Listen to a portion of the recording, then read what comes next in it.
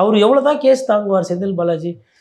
டாஸ்மாகுக்கு 10 ரூபா, அவரே எல்லா 10 ரூபாவும் எடுத்துன்னு போகிற மாதிரி அவரை குறை சொல்கிறீங்க. அதுக்கப்புறமா வந்துட்டு வேலை வாய்ப்புக்கு வந்து டிரைவரு, கண்டக்டருக்கு அதுக்கு அவரே எல்லா காசு எடுத்துன்னு போன மாதிரி அதுக்கும் அவர் மேலேயே சொல்கிறீங்க. கரூர் சம்பவத்துக்கும் அவர் மேலேயே கேஸ் எழுதுறீங்க. இப்போ கடைசியாக ஒரு 1000 கோடி ரூபா டாஸ்மாகுக்கும் அதுக்கும் அவர் பேரையே சொல்கிறீங்க. நிலக்கரி டிஎன்இபியில் ஒரு சில பஞ்சாயத்து இருக்குது, அது இன்னும் விசாரணை வரலை. அறப்போர் இயக்கம் போன்றவர்கள் சொல்கிறாங்க அதுக்கும் செந்தில் பாலாஜி மேலே எவ்வளோ தான் ஒரு செந்தில் பாலாஜி லோடு தாங்குவார் தெரில. அதனால் எல்லாத்தையும் அதாவது இப்போ எப்படின்னா அந்த படத்துலலாம் காட்டுவாங்களே, ஏட்டையா அவன் தப்பிச்சு ஓடி போயிட்டாயா அப்படின்னு ஒரு இன்ஸ்பெக்டர்கிட்ட. சரி அந்த கஞ்சா கேஸை இந்த தம்பி மேலேயே போடு, இல்லை இவன் மேலேயே போடுன்னு அப்படி திருன்னு போய்ப்பாப்புல. அப்புறம் அந்த செயின் திருடின கேஸை செயினை திருடிட்டு போகும்போது அந்த காசில் கஞ்சா வாங்கினா அந்த கஞ்சா விற்கணும்னா அப்படி சேர்த்து எழுதுன்னுவாங்க. அந்த மாதிரி ஆகிட்டார் செந்தில் பாலாஜி. எல்லாத்தையும் செந்தில் பாலாஜி. அது என்னன்னா இருக்குது, இல்லாமல்லாம் இல்லை முகாந்தரம். அதனால் எல்லாத்தையும் சேர்த்துக்கோங்க ஐயா செந்தில் பாலாஜி மேலே, அவ்வளோதான்.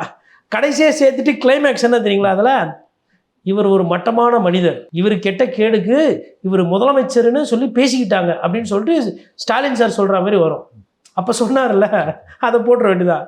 இதோட நன்றி வணக்கம் செந்தில் பாலாஜி அவர்கள் படம் முடிந்தது, முடிச்சிட வேண்டியதுதான்.